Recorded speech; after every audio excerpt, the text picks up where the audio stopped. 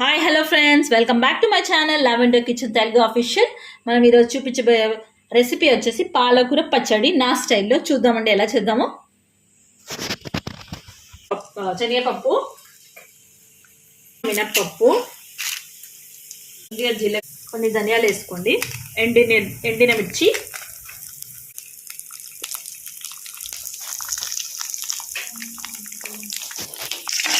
నా దగ్గర ధనియాల పౌడర్ ఉంది, నేను ధనియాల పౌడర్ యాడ్ చేస్తాను. ఒక 5-6 పచ్చిమిరపకాయలు వేస్తున్నాను అండి, కొంచెం స్పైస్ ఉండాలి కదా, అందుకని. నేను పాలకూర వచ్చేసి 5 నుంచి 6 కట్టలు తీసుకున్నాను.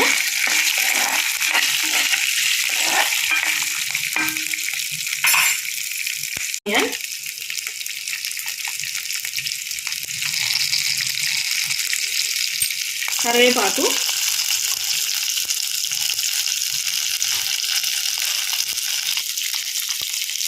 కొద్దిగా కొత్తిమీర,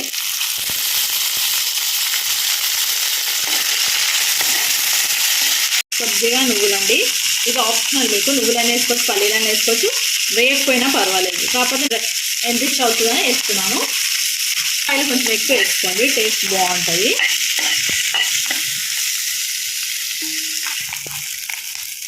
పసుపు, సాల్ట్ అండి, కొంచెం చూసి వేసుకోవాలి. మనం పాలకూరలో ఆయిల్ ఏమి ఉంటుంది కాబట్టి చూసి వేసుకోండి. చల్లారాక ఇందులో వేసేసుకోవాలి, జార్లో, మిక్సీ జార్లో వేసుకోవాలి.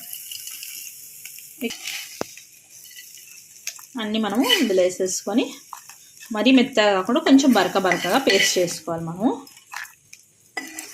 ధనియాలు వేయలేదు కదా, నేను పౌడర్ వేస్తాను, ధనియా పౌడర్ వేస్తున్నాను. మీరు ధనియాలు ఉంటే ధనియాలు వేసుకోండి, పౌడర్ ఉంటే పౌడర్ వేసుకోండి. ఇప్పుడు దీన్ని బరక మిక్సీ పట్టుకోవాలి.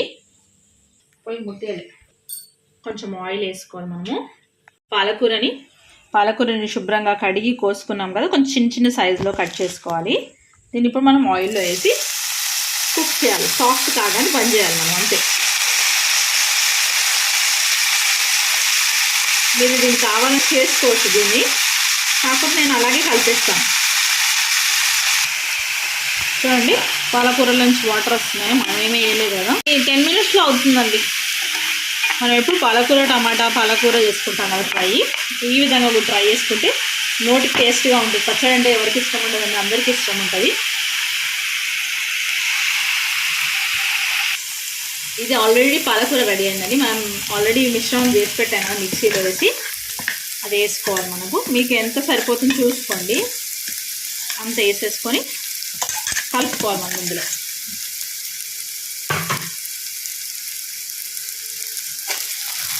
మీరు కావాలంటే పాలకూరని ఒకసారి మిక్సీలో కూడా వేయచ్చు, ఇలా తింటే కూడా బాగుంటుంది. చాలా టేస్ట్ ఉంటుంది. పచ్చిమిరపకాయలు, ఎండిమిరపకాయలు, నువ్వులు, శనగపప్పు, మినప్పప్పు అన్నీ ఉంటాయి కదా, చాలా కమ్మగా ఉంటుంది. వేడి రైస్లో వేసుకొని తిన్నారనుకోండి, సూపర్ ఉంటుంది. దీనికి మీకు కావాలనుకుంటే కొంచెం ఎల్లిపాయలు, జీలకర్ర వేసుకొని పోపు వేసుకోండి. నేనైతే ఇప్పుడు వచ్చేసి మనం చూడండి,